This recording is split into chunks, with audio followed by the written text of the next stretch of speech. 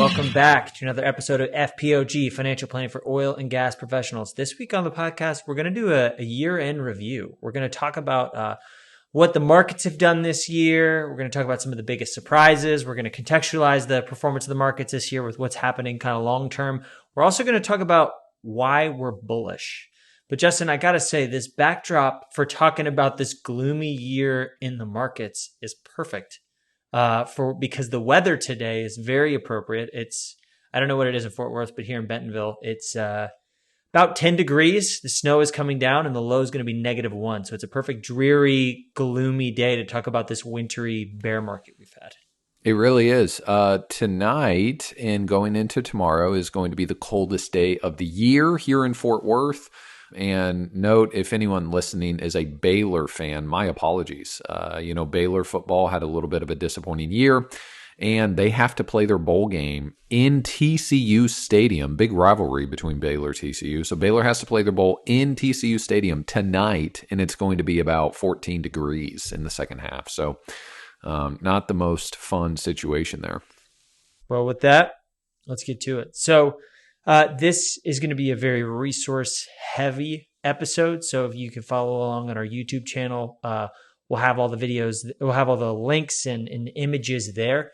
We'll also have a lot of the links to some of the resources we've talked about in show notes. So JP Morgan's Guide to the Market is going to be big, as well as a couple of other resources to kind of aggregate all this performance data.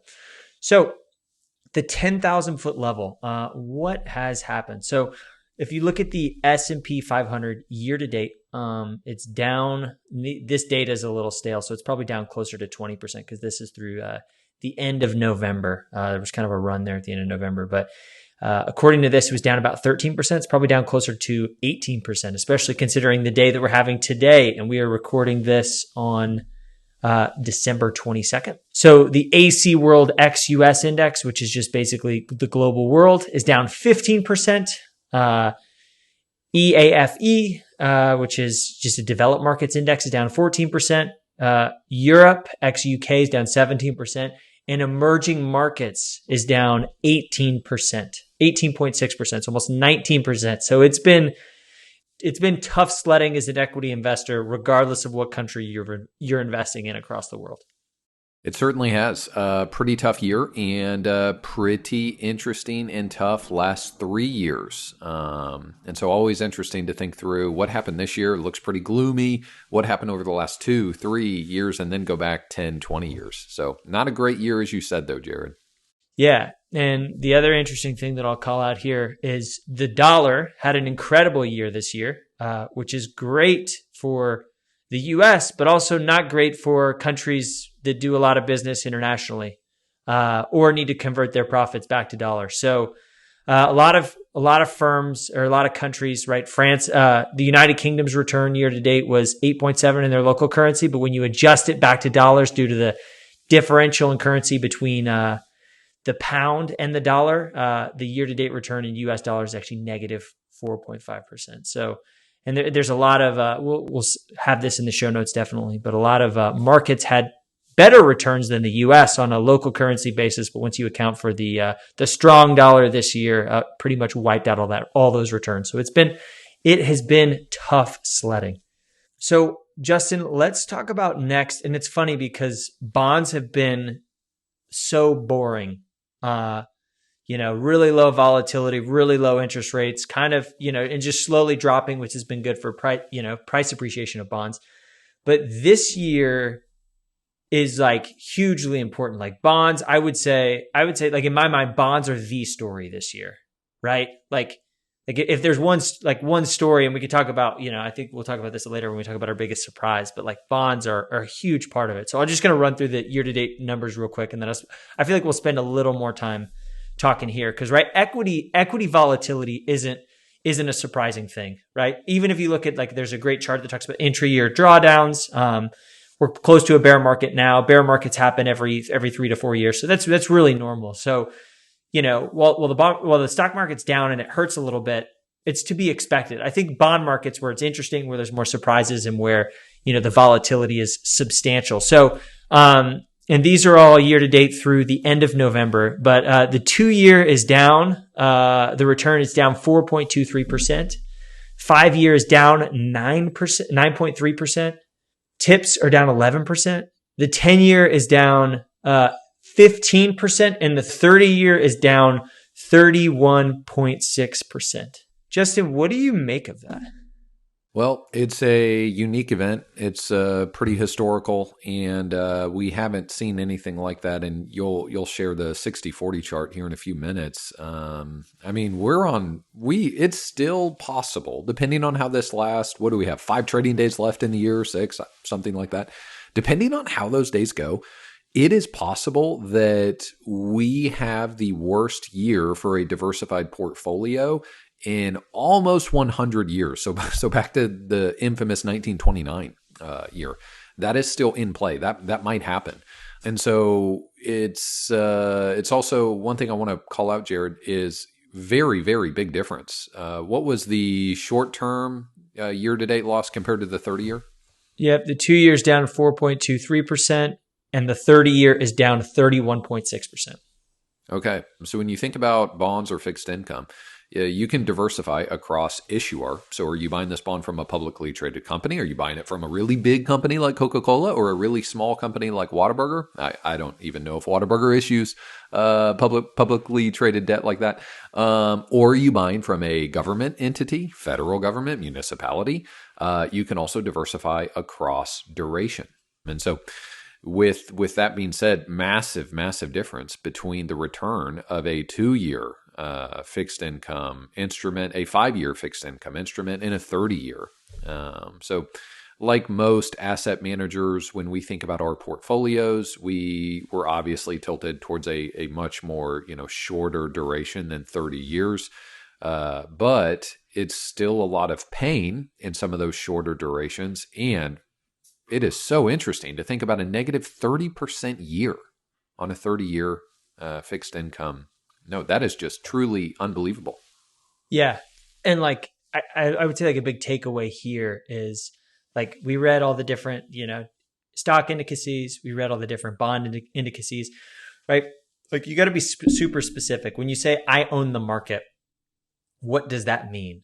Right? Because if you own the S&P and 2-year bonds, that's your version of a 60-40. You have a drastically different return than owning QQQ and 30-year bonds, right? So everybody thinks conceptually that they're a passive investor, but nobody actually owns the total global stock market index and kind of market cap weights it. We're all making concentrated bets, and there's not even a unanimous definition of, okay, what is the market? But you kind of unilaterally, everything got slack this year, but especially longer term bonds.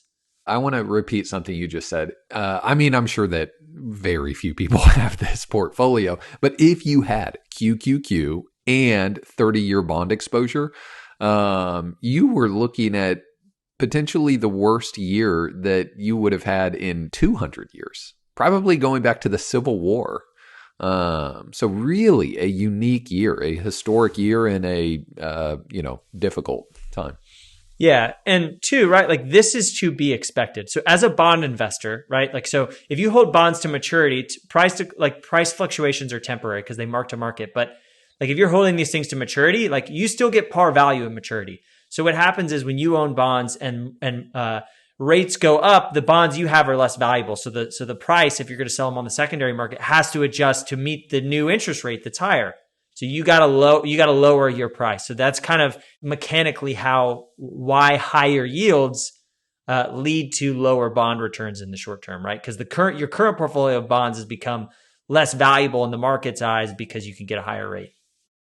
So, man, Justin, I think so stocks have been bad, bonds have been bad.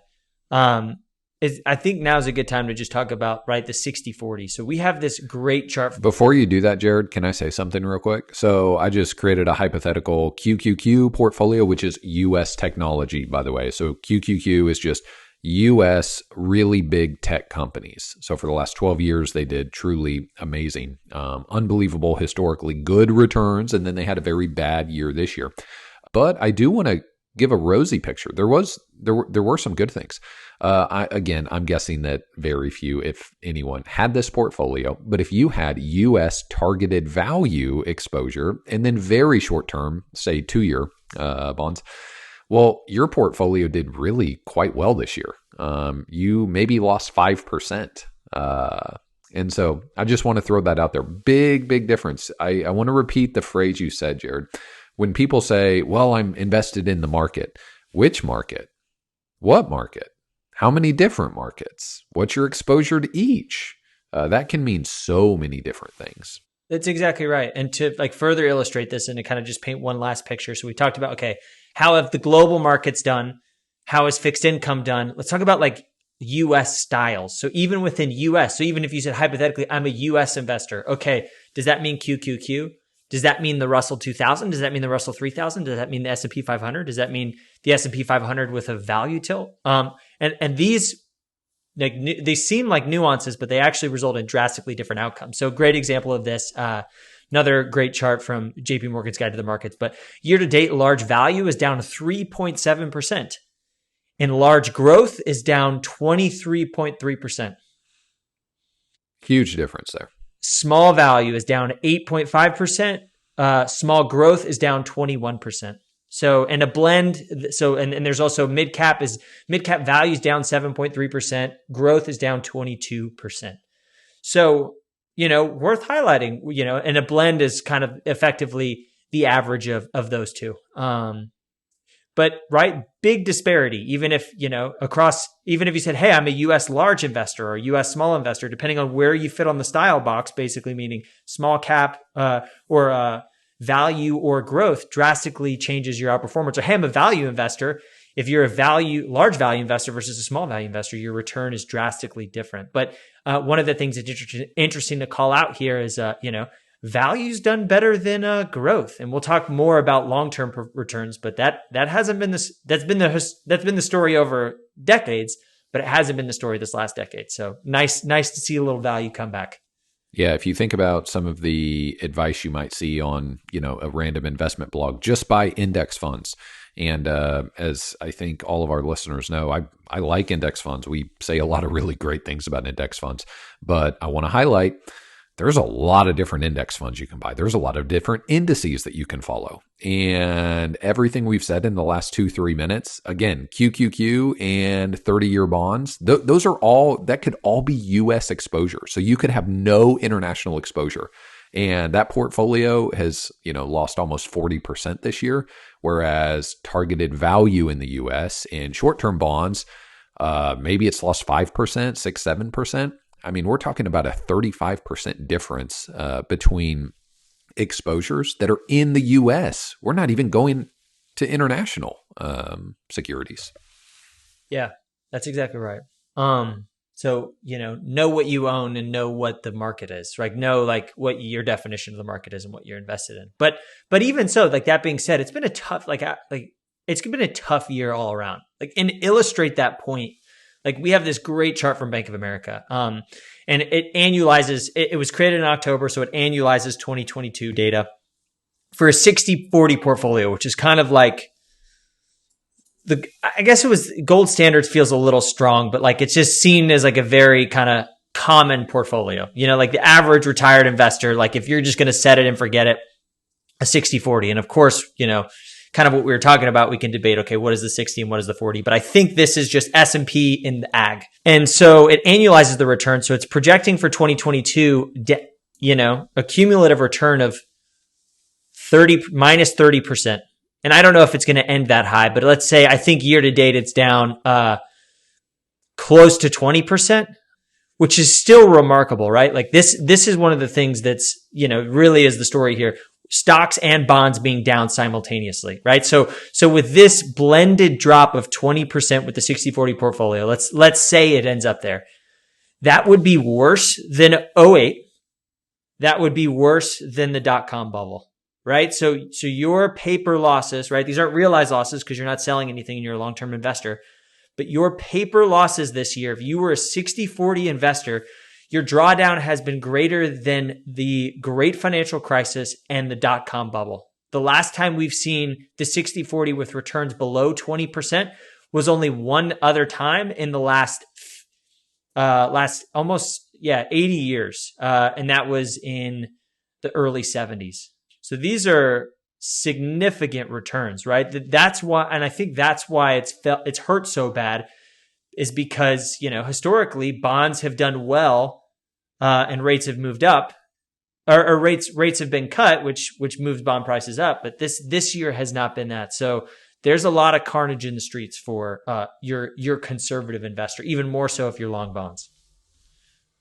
That's pretty unbelievable. Yeah, just what an incredible year. Yeah, and not incredible in a good way, right? So we're with you.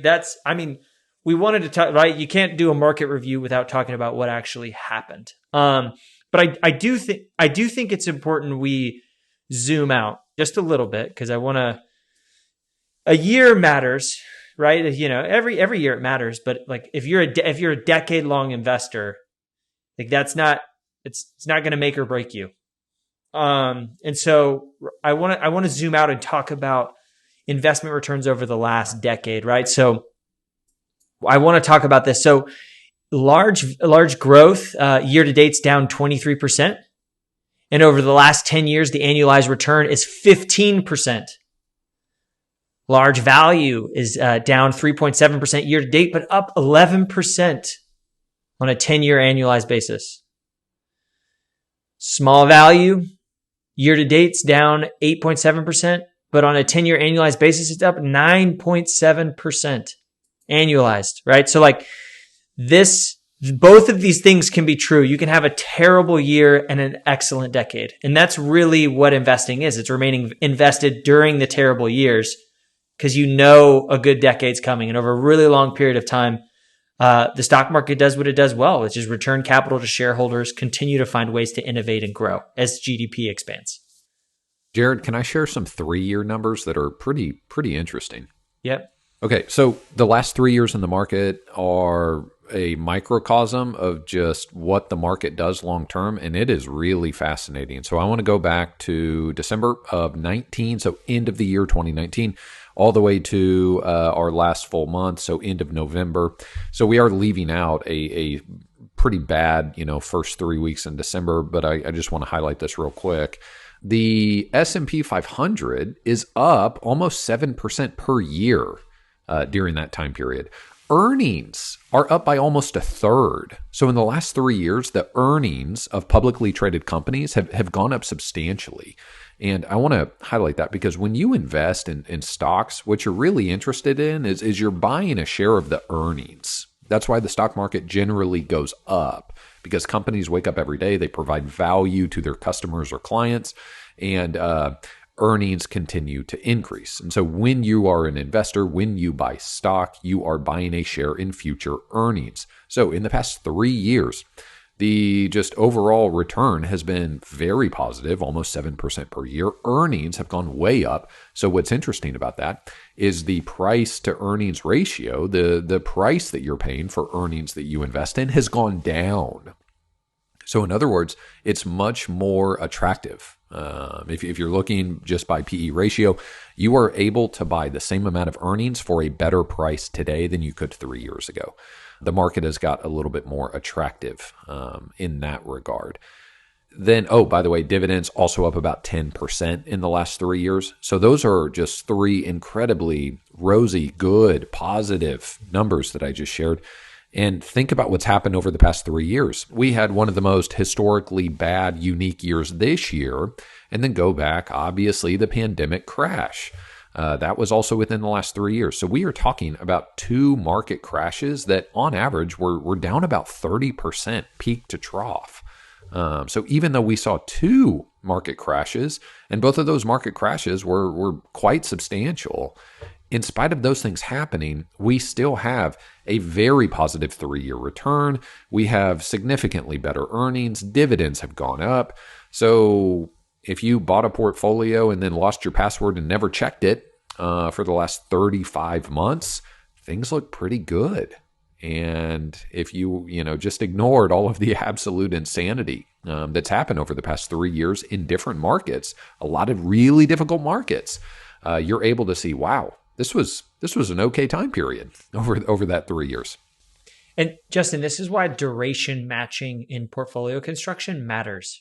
So like if you retired this year and you had an 100-0 portfolio, you were selling stocks at the worst possible time, right? But if you are a retiree, you should not have your, maybe you should, maybe you shouldn't, depending on your risk tolerance, but you should have enough liquidity to where you're not in a position to where you're not drawing down on stocks when they are in a down market, right? So, the 3-year numbers look better, right? And the longer you hold stocks, the higher the odds that they have a positive return. But that's why your portfolio need to matches your duration, right? So if you're living off of this nest egg, you're going to need to create portfolio income, right? So some dividends and interest will help with that. You should have a strong emergency fund, but you should also have some really short-term assets that are very liquid and not subject to price fluctuations, right? Because like exactly like Justin said, if you put that portfolio to work this year and it's all long-term assets and those long-term assets are fluctuating in value, which they do from time to time, that's a feature of investing, not a bug, then your portfolio is not well equipped to match your duration. So just another testament to considering your effective time horizon on different parts of the assets in your portfolio. That's right. Another way I would say that is financial planning should dictate how you invest rather than some market outlook, some prediction of where the market's going and how you or your advisor is going to somehow take advantage of that, even though they really can't. Financial planning should dictate how your money is allocated. And I want to get a lot more specific. So I'm going to remove the words financial planning. Time frames should dictate how you invest. Time frames should be an authoritarian dictator. I mean, total control, total authority over how your money is allocated. So any funds that you need within the next 2 to 3 years, they shouldn't be in the market. You should have some allocation. If you need money for something, maybe you're retired or you're buying a house in 2 or 3 years, whatever you need money for, if the deadline for that money is 3 years or less, it should not be in the stock market. No one has any idea what the market's going to do for the next 3 years. No one has any idea. And then let's go to another end of that time frame spectrum. So let's say funds are designated solely for the purpose of long-term growth. So maybe these are, if you have a bucket of money that you really are not going to spend or need for 7 years or even 70 years or any time in between. So really long-term is what we're thinking about there. If that's the scenario, those need to be allocated for long-term growth. And, I'll make a statement here. I think you're crazy if you're waiting for some market crash bottom to allocate those long-term funds. Your baseline assumption with long-term funds, money that you don't need for a decade or longer, your baseline assumption should be that an evidence-based diversified portfolio is probably going up. So again, I'll repeat the short part of that. Your time frame should dictate how you allocate money. That's exactly right. Yeah. And I mean, here's the thing, right? Is like, there's another chart here that talks about sentiment, consumer sentiment, and it's exponentially lower than the end of last year. But like if you think about being an investor, your price to earnings ratio is higher, your dividend yield is higher, your forward expected return is higher, the fixed income yield is higher. Like your portfolio is better positioned today than it was a year ago, but it doesn't feel good, right? So that's the difficulty of timing the market. So that's why remaining a long-term investor is definitely worthwhile, but also time horizon should play a big part in portfolio allocation. So it's been a tough year historically, right? You zoom out a little bit, it feels a little better, right? Because remember, we're long-term investors, so that helps. I think it's fun before we talk about why we're bullish. Like, I'd be curious, what's the biggest surprise for you, like about this year? Maybe it's, like just about investing in general, or it could really be anything. Were there any kind of things that surprised you? And it might have even been something we already talked about. I think I would repeat the statistic, and I can't remember exactly the chart on this, but large tech stocks. So that's, Facebook, Amazon, Apple, Netflix, Google, QQQ is an ETF that, kind of encapsulates a lot of those positions. It was down around 40% year to date. And so I just want to, highlight and go back to 2015, 2016, 2018, 2020, common sentiment was, well, just buy Amazon, just buy Apple. It's going to beat everything. Just buy the large tech stocks. And for a long, long time, that's exactly what happened. For a long time, that worked until it didn't. And so, I think that'll be the first thing I call out, but we've probably got a laundry list. So what's next? Yeah, I have a chart. We'll put some numbers to what you said. So FANG, which is everybody knows about FANG, the darlings, Facebook, Apple, Amazon, Netflix, Google. It was the place to be the investor in the 2010s. And so this is since December 2020. So over the last year, the S&P since December 2020 is down 17.93%. FANG is down 43.4%. Whoa. Okay, so I think that I was replacing that. I was mixing up FANG with QQQ. Yeah. Pretty amazing there. But, it's just a testament. Like, investing is hard. It's kind of like the story of like the tortoise and the hare, right? So like, and two, the last decade, it's, FANG has probably looked better than the S&P, but it's giving back a lot of the excess return that it had, right? When you were missing out on the way up, you're probably pretty glad you're missing out on the way down. And, FANG is still better than the S&P 500 over the past 10 years. But I want to highlight just how bad that year-to-date return is on FANG, because eventually the earnings always dictate, where returns go. And Jared, if we go back to January, late December of last year, so go back to the start of 2022, the price that you had to pay for the earnings you were getting from Facebook or, Netflix, Google, or Amazon, you had to pay an unbelievable premium for those positions compared to some boring companies, some value companies.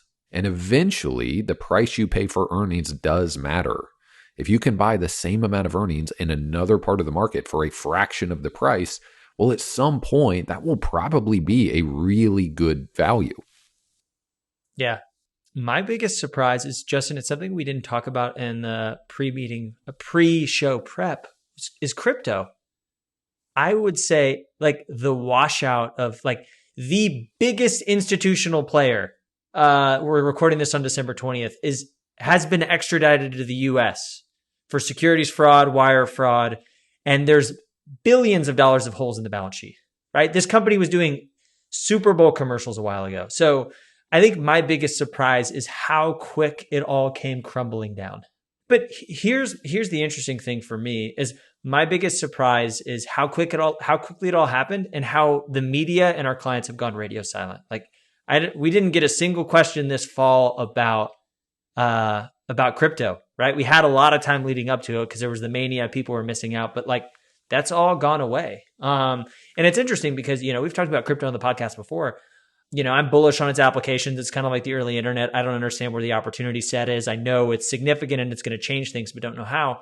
But, if anything, it's kind of funny because I'm more bullish on crypto than I was a year ago because a lot of the excess and the fraud has been washed away. A lot, interest rates are higher. So there's just not these crazy money going at these startups with any, there's hopefully no longer the equivalent of pets.com, right? The crypto pets.com. That was the same thing that was happening in the 2000s. But right. So I'm longer term bullish, but man, it has been ugly for crypto, not just in terms of year to date performance and just down even more than FANG, but also just in terms of sentiment. Like it's definitely a crypto winter again. But it's funny because, a lot of times when prices are cheap is the best time to be interested. And when prices are expensive, it's probably the worst time to be interested. But just natural human behavior, when something goes up, you think it's going to persist. And when something goes down, you think it's going to persist. And equilibrium is probably somewhere in between. So I'd say my biggest surprise is just how quickly crypto was essentially eliminated from consciousness, despite how big of an asset class it still is today. Yeah, I think that's a great point. I think I had 2 conversations about crypto. One of them was with a client. And my general sentiment was, I'm really glad that we don't allocate our client funds in cryptocurrency right now. In our last podcast we did on it, we explained why. So you can go back and listen to that, but there's just not a great, publicly traded security option. with it right now. Now, the other thing that I said though is, yeah, I'm glad we didn't allocate, any part of our portfolios to it. But I also, just like you mentioned, Jared, this is not the most popular thing to say, right now. I still do think there's use cases where some of the, potential ways that this plays out are really useful. And I'm not ready to throw it away forever. I think I'll put it that way. Yeah, that's right. I feel the same way about international investing. It's been a tough go, but I'm not ready to throw it away forever. Oh man, and I'm all about international investing right now. Have we talked about that yet? No, no, no. No, This we'll is, get to that in a little bit. and this is the last part of the podcast. We're going to talk about why we're bullish, right? And the reason we're talking about why we're bullish is because negativity sells, right? There's a million people you can look up. There's, recession fears, rate hikes, contraction of housing, right? There's a million economic insecurity, political instability, a gridlock Congress. There is a laundry list of things you are aware of and that the media tells you you should be afraid of. So instead of, fueling that fire, we're going to spend the last, few minutes talking about why we're bullish. Justin, what would you say if somebody asks you, of course, as a long-term investor, you always got to be bullish, but especially kind of in light of what's happened this year, why are you bullish? I think I'm bullish because of the price that we can pay today for earnings of great companies all over the world. I'm really excited about what some of these incredible companies all over the world are going to do between now and 2040. And so that really gets me pumped up, and it makes me want to be a massive buyer of equities over the next 20, 30 plus years. And I'll share a quick story on that. So I want to say this was 2019, maybe early 2020. I want to say it was right before the pandemic. And I did just a really brief phone interview for an article in Forbes or Investment News. I can't remember which one. So in this article, maybe it was Forbes. I'll try to find it if I can. But no promises there. The author was writing about allocating money to oil and gas stocks in the context of ESG and how oil and gas is dying and you never want to be invested in oil and gas. And my basic premise when I was chatting with the author of this article was, I mean, of course we want allocation to energy and oil and gas. Of course we would want to keep our allocation there. One, it's severely depressed. Two, it's not going away anytime soon, and that's not a political statement of any kind. But the main premise was, if you're a passive diversified investor, of course you would want to keep exposure to one of the 10 industries within the U.S. economy. It's very low right now. And I don't want to share that. My intent in sharing that is not to take a victory lap because oil and gas stocks are up, like 70% this year. So that's not the reason I share that, but I share it because that same principle applies really well today. In 2019, 2020, whenever this was, pre-pandemic, a couple years ago, you were just crazy to have oil and gas exposure. But again, my basic premise there was, it's one of the 10 sectors in our economy. Of course, you should keep some exposure there. And right now, you can buy a lot of earnings for a very attractive price. It would be ridiculous to just remove that from your portfolio. And obviously, oil and gas up 70% or so this year. So it looks really great now. But I want to take that idea and apply it to some international stocks, emerging markets, some of the large growth stocks now that are at a more attractive price, and still some of the value stocks. So all over the world, you're able to see two things. You're able to see a pretty difficult year with bad returns, lots of negative returns this year, right? But you're also able to see a second story hidden in there.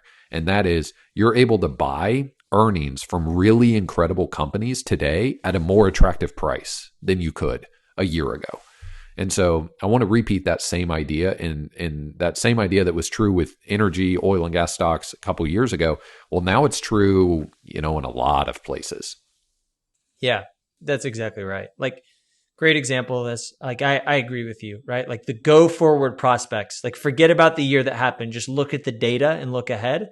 There's a lot of reasons to be optimistic, right? Like Like if you look at the forward price to earnings ratio, the latest is 17.6. So it's still slightly above its 25-year average of 16.8%, but last year is 22x. So it's well above its historical average. So a lot of that excess valuation has kind of come back, which is part of why we had a bad year. But now we have a closer forward PE. The question is, okay, how much have earning guesstimates been moved? Remains to be seen.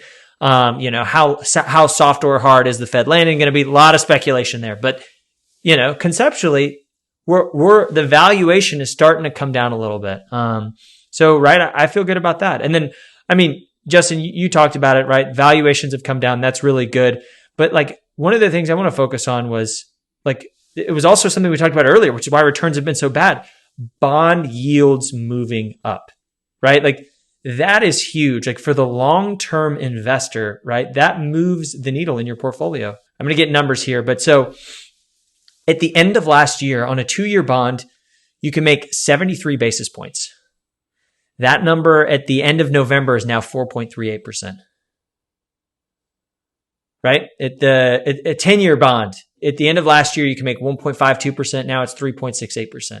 Right? So yield curve is inverted, which has always preceded a recession, but so that's worth noting. But right? Like the 40, we use the 60-40 as the example, not that we recommend that or that everybody's client portfolio is invested in that. The 40% of your portfolio has been pretty much doing nothing for a really long period of time. Even if you were a 30-year bond investor, 1.9%. So real net of historical inflation and not even excess inflation that we've had these past few years. But right. So the 40 has just been a drag. Right. So now yields are starting to look interesting. Right. And then the other thing is like, okay, cash looks interesting.